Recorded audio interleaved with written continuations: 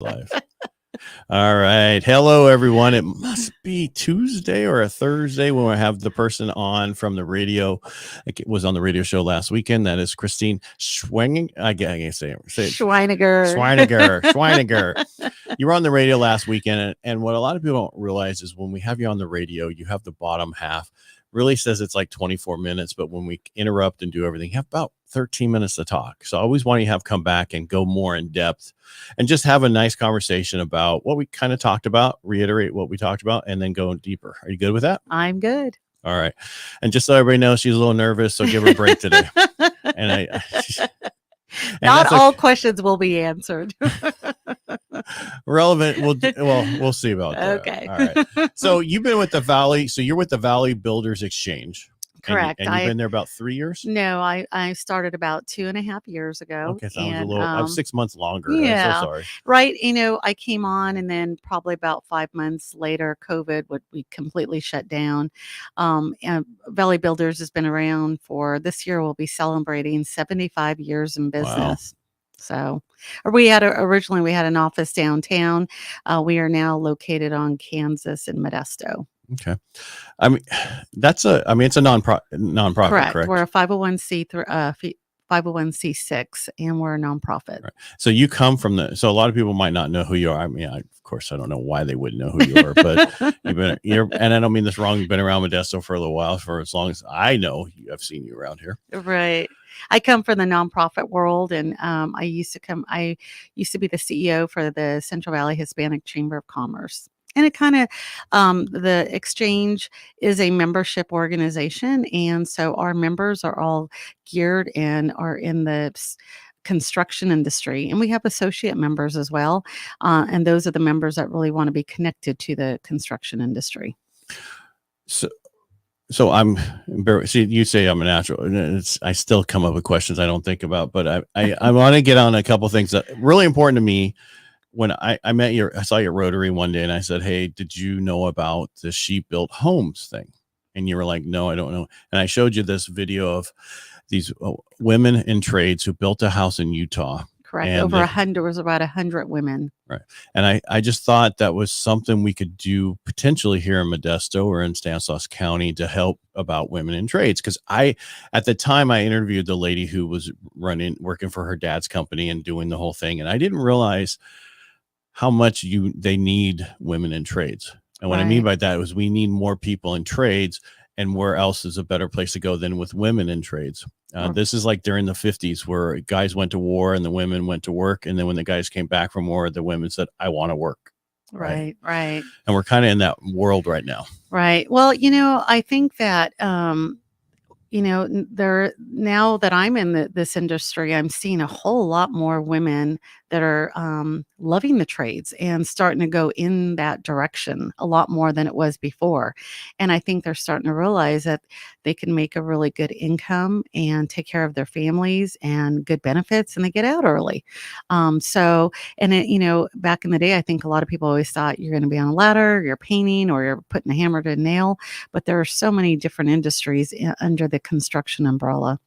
This just popped in my head, but how many women drive heavy machines?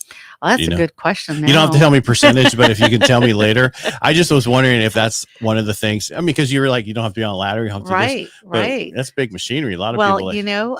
At my last Women in Construction luncheon, I had a lot of women crane operators, and ran.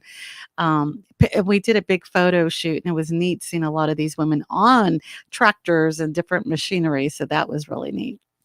So let's talk a little bit more about because last weekend you went to a convention, if I remember. Right. Like yes, because of you, Ed, you were the one telling me about these women that all got together, and it wasn't just one area. They actually called and needed help from every different job. And so people from all over went out there and helped build this house. So it was about 100 women.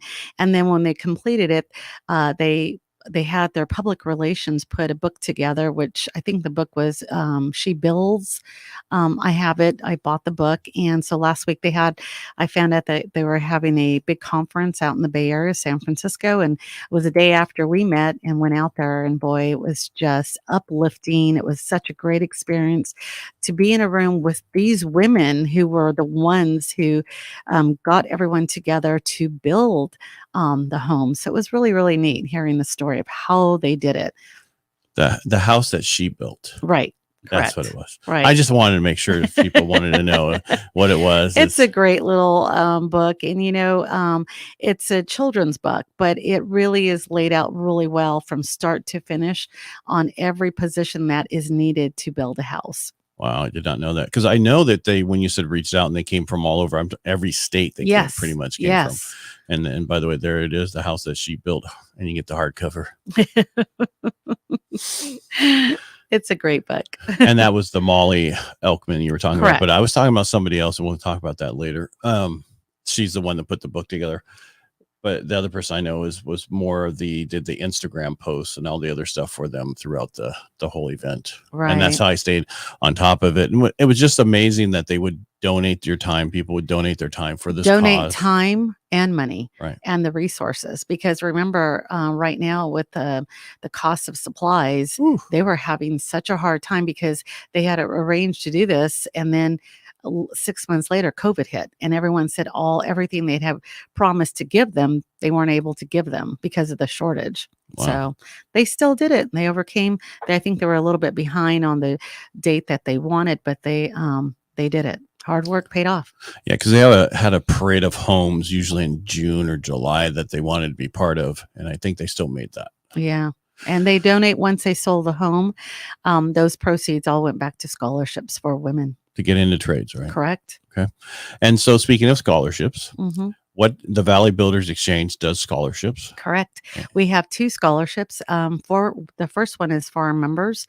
Valley Builders over the years has given out over $250,000, and that's our first one that we give out. That is for our members and our members' children, and that's one of the benefits of being a member. The second scholarship we give out is for women in the trades. So anyone that's going in the trades, back in the trades, or if they're in high school and they're wanting to go that direction, we give out scholarships for that. So at our Women in Construction event that's coming up, we'll be giving those out again. The fun thing about that and the exciting thing is we have a lot of our members who are matching us on those scholarships. So that's been really exciting. And if you get the scholarship, where do you go? Is it like, are we talking to MJC trade? I mean, is there a lot of trade schools? Or? We have several that we've been partnering with. In fact, we have there's probably several, but MJC is a big partner because they're bringing back, they've always had trade programs, but they're bringing in more. And so they've been great as a partner because they believe in how important the trades are. And then we have other different technical schools that are local, and they send their students over to our event and to apply. If they are accepted and approved for the scholarship, then they come out to the event and we give them there on the stage at the event. Wow. And you also work with local high schools, right? Correct. Okay. There's a lot of local high schools that have programs that are in the construction. So it's been great working with them. This last year we had probably about 6-7 months ago, we hosted our first trades day with our partner in Sacramento, the Builders Exchange out there. We had over 300 students attend, and this was a hands-on experience only in the trades. And we had girls even show up, which was really fun because I went up and I was asking these girls, this is exciting to see you here. Are you loving this? Is this what you want to do? And these girls this is why we're in these classes. This is what we want to go in. So that was exciting because you never hear that. Back in the day, when I was growing up as a little girl, it was always girls were in sewing and the boys were in wood shops. So, the doors are opening and there's plenty of jobs that are available. Okay. Now back to how do we get more girls into this arena? In the trades, I think, I was talking to one of our welding schools that's down on Kansas, Mhm. trade school in Cal Welding. And when I sat down and asked her, how many girls do you have in here or in your class? And she goes, it's always a full class of males. Once in a while, we might get one or two. And I think the problem is that when I went to go meet the young girl and I talked to her, she said, I didn't know that there were women going out. I wanted to go into welding because my father was in welding and I loved watching them and I'm good with my hands. But I think that door hasn't always been open for kids of, we've always thought, oh, if you go to school, you're going to do this or that, but it hasn't been put out there. Are you good with your hands? If you're not going to go to a 4-year school, are you aware of the technical problem or schools that are around the trade schools? Do you want to go into different trades? We've never really had those conversations, and those are important.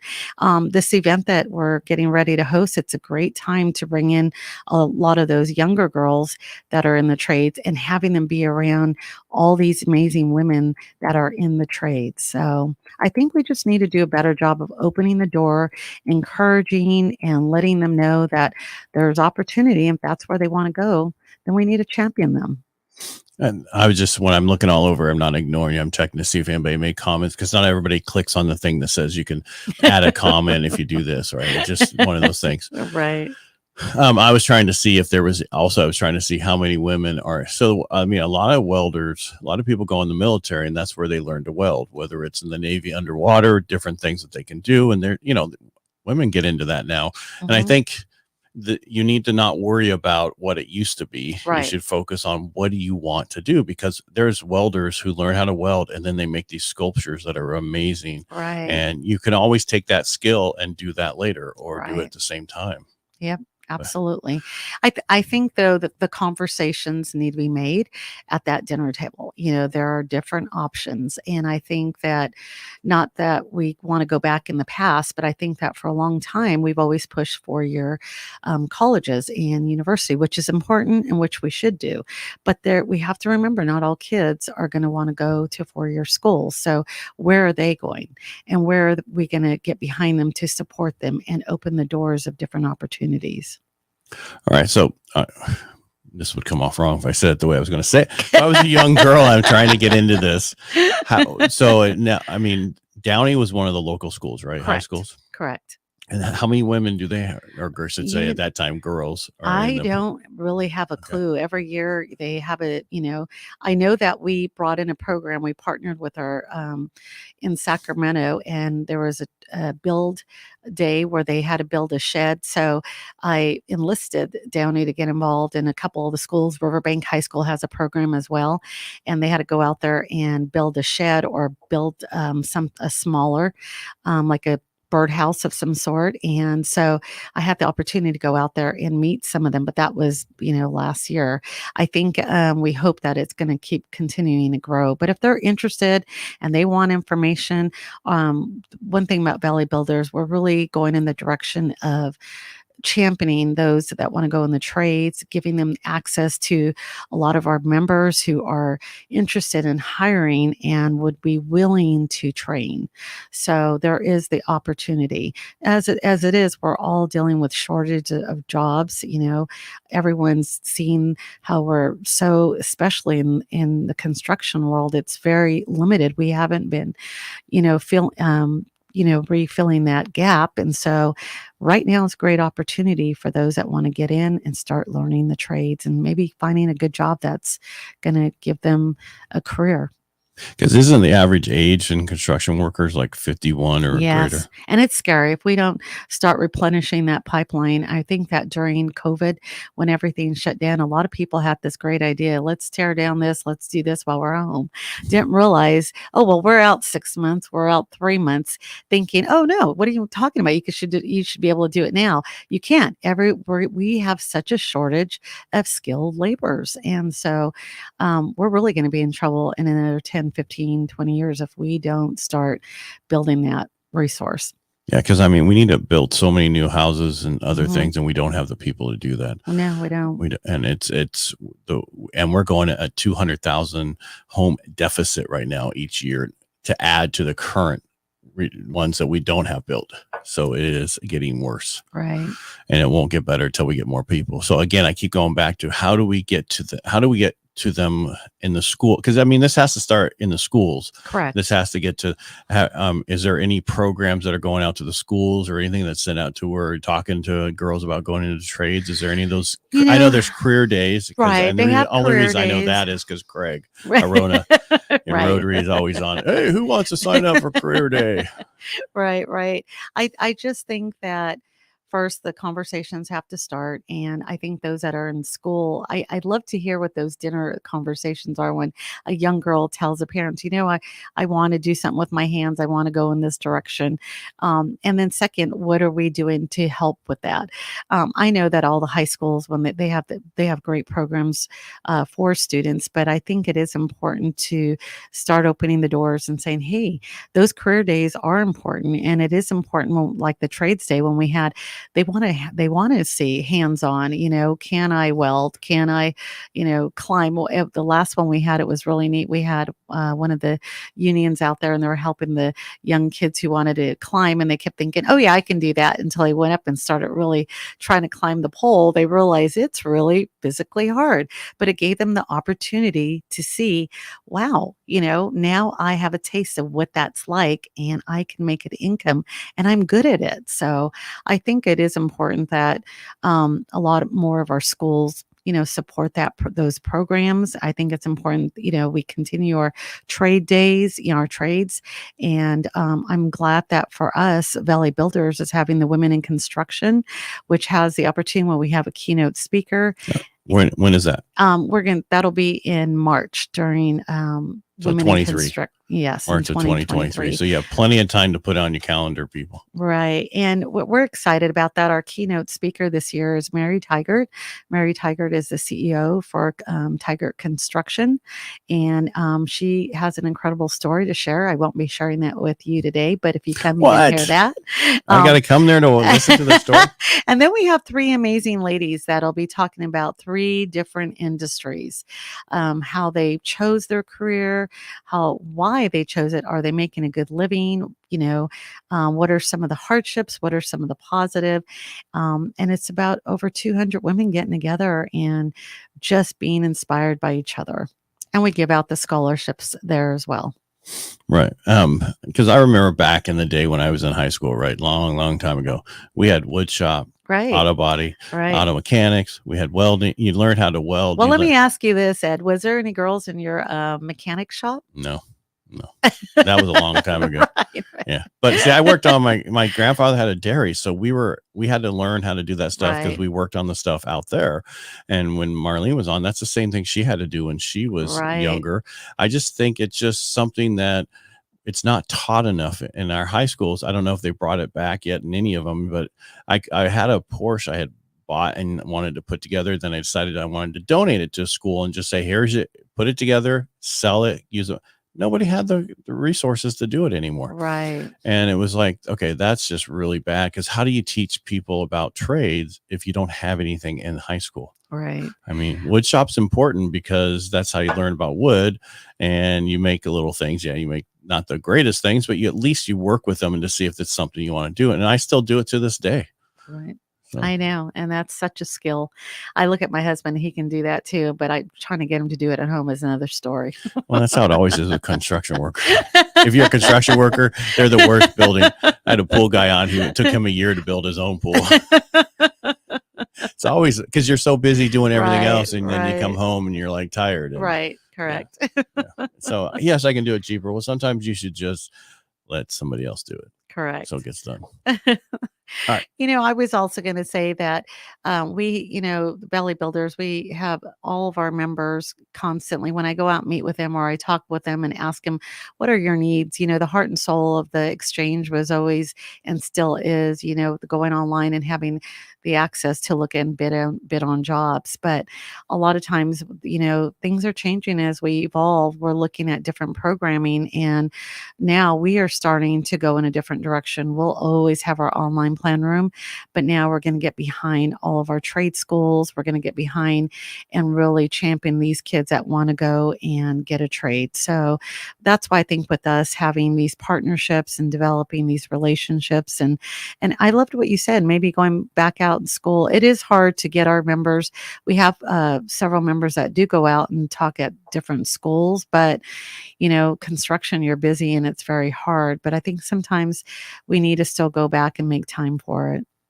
Yeah, because how's anybody going to know that they want to do this unless they fall into it, right? I mean, because they're not being shown it ahead of time, and we need to get, and I don't want, maybe there's, 'cause I didn't know that you get the bidding part that you talked about with the Valley, so they log on to something to bid on. As a member, when they become a member, they have access to go online. We Valley Builders, we really look at commercial and industrial private works, and so when they come on, they're looking at bidding on jobs, and so when they are following that job, and they're until they get it, then they subbid a lot of their jobs as well. So that's why members like to be members, because they're bidding on projects, and they're also having the opportunity to network with other construction companies or other, track. I'm sorry. Yeah. So it's important. That has always been our, heart and soul of the organization, and contractors depend on that. Yeah, remember, you're all going to make mistakes talking. You do that when you're talking anyway, so who cares? If you need water, there's 2 bottles right there. Thank you, Ed. I didn't know. I think last time I had the coffee to tack, but nobody saw it, luckily. I drink my coffee while I'm talking. That's how you do this. This is about having conversations and getting to know different things. And I keep coming back to, now you said you're going to get behind trade schools and other stuff. What do you see going forward? How are you going to do that? Maybe I should ask, what do you need besides more people getting into trades, but what do you need as an organization? What we are looking at is partners who really want to come in and say, hey, what can we do to help?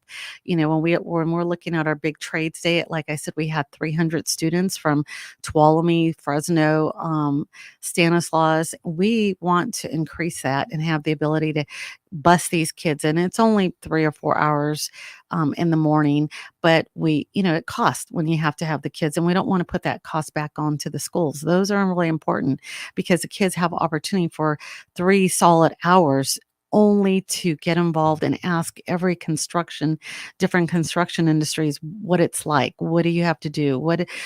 If I want to have that job, what do I need to go through to have the ability and the skill to do that? And so I think we have to just continue the conversations and continue helping. And sometimes, not everyone has the funds to go into the trades and get a trade school. So we have to have other resources. And we do have MJC that's opening up more. We have not Opportunity Stanislaus, but the other program, Volt, that's offering programs as well. So I want to be a resource. I think Valley Builders need to be a resource to those that want to come in and find out, what do I need to do if I want my contractor's license, if I want to grow, if I want to go back to school, if I want to go and get this skill, or if I want to work with someone and I'm limited, but I'm willing to work. Valley Builders, that's what we need. We want to be as the resource for them. Okay. So, all right, I'm going to go back one more time. Okay. So, I'm going to get my water. Get your water. Take a drink. When is the trades day? That event will be in November. We're still going over the dates on that. And that's it. That'll be held locally at the Stanislaus Fairgrounds. Okay. Now, that includes Tuolumne County. Correct. Tuolumne. We had Merced. But the reason I'm wondering if there's a way to do one in each county. Because then it would be easier to get them there. Then it would just be you. I don't want to say you people, but you coming up there to bring the people there might be easier than busing 300-400 kids. Right. But I think why it's easier to do that, we have a lot of heavy equipment. There's there's trucks coming in early, bulldozers. There's a lot of equipment, and it's easier when we're at a huge area and the kids can come in and it I just got gives 32 acres in Twain Hart if you need to go move some dirt or whatever. I was surprised, honestly, for our first hosting the event. I did not know we were going to have over 300 students, especially from Tuolumne Hills and some from Fresno. I was just kind of thinking Stanislaus County, Merced, Madera, maybe that far, but it worked out. And I'd like to do more outreach to our Tracy area and Manteca, even though that's a different county. Maybe opening the doors there. Yeah, but Valley Builders Exchange, what count does that? Is it all counties or no? So Valley Builders, when you go your online access, that covers any job in California. Okay. So when you're bidding on jobs, you can narrow that down, but it covers the state of California. Now, our local, there is a usually every county has an exchange. So, there's Bay Area, Sacramento, our partners, Fresno. But I currently cover about 7 counties. I was just curious because you're saying about Merced County, if it was close, Right. I just think it needs to get more word out because I think you could be even more than that, especially now with, I don't want to say COVID's exciting, but it not being right in front of us. It's still here and it's still there, but it's not the most important thing right now. Right. And now we can move forward. So please, can we move forward? I just felt so bad for all the construction workers who had to wear masks outside. Right. And no rhyme or reason, but they had to. And well, it was an interesting time because we had people calling and, construction was deemed essential. So our members still had to go out there and work. And every day, everything was changing. It was like you had to do this or you couldn't do that. So it was a tough time. But, these guys are resilient and they move forward and a job had to be done. Roads and schools and Kaisers and everything had to keep moving. We can't stop. So. All right. So I know you're like, I can't talk for 30 minutes. It's been 25 minutes and 26 minutes. Yes. I told you could do it. All right. I'm just going to put your website. I'm going to type it here. What else do you want to let people know while I'm doing this that you need or what you can help with or where you need your members to help you with, whatever that is? I just want, when we kind of look at our county or when people are applying for licenses, I see new people getting their contract, either license to be in the construction industry. And we just want to make sure that everyone is aware if you're in the industry, we are the biggest resource in here in Stanislaus and covering all the counties. And we can be of value. We have classes that are geared toward the construction industry. A lot of them have to have so many classes a year, and we host them at our facility. We host different events that are great for networking and building those relationships. And those are great times to bring in your kids and, get them around the construction guys and hearing the conversations and being in the construction world.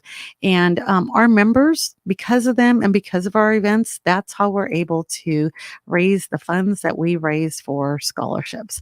Our crab feed and our golf tournament is strictly for scholarships. And when is the crab feed and when is the golf tournament? The crab feed and that is always hosted in this.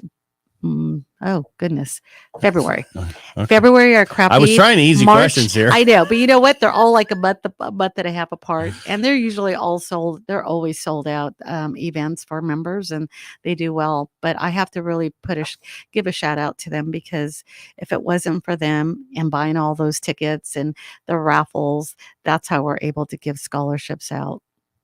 Well, I want to invite you back anytime you need to come back and talk about how we can get more people in trades, especially women right now, because I think that's an untapped market that Correct. We need to get out there because there's a lot of potential there. And I think they just need to know how to get there. And then we need to get that word out to them. Absolutely. And everybody can reach out and find you at the VALLEYBX.com to find out the Valley Builders Exchange.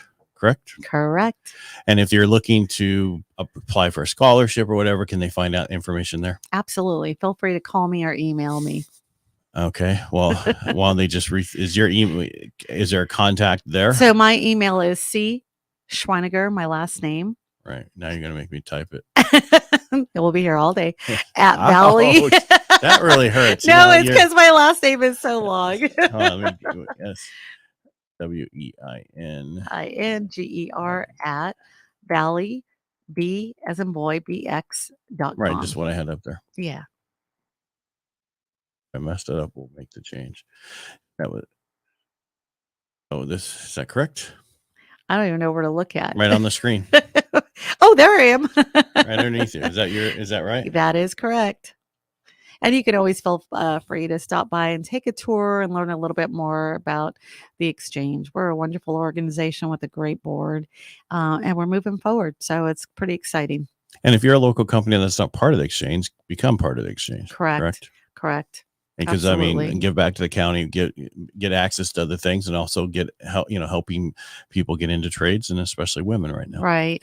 And like I said, 75 years in business, we're celebrating this year, and we do a lot for the community. We have a lot of members that are donating, giving back, and doing a lot of good for the community. So we have a great organization. Yeah, it sounds like it. Mm-hmm. All right, Christine, thank you so much for coming in today and reiterating what we talked about on the weekend. But I think we went a little bit longer today. Well, thank you for having me. All right. If you guys have any questions for her, you can reach out at them at valleybx.com, or you can email her there. And this will be on the screen when it's on the YouTube channel afterwards. If for some reason you want more information, please reach out to Christine. And I think she'd love to talk to you. Thank you. All right. And again, thanks everybody for watching. If you're watching this afterwards, if you have a comment, please put the comment and we will answer it. Again, Christine, thank you so much for coming in today.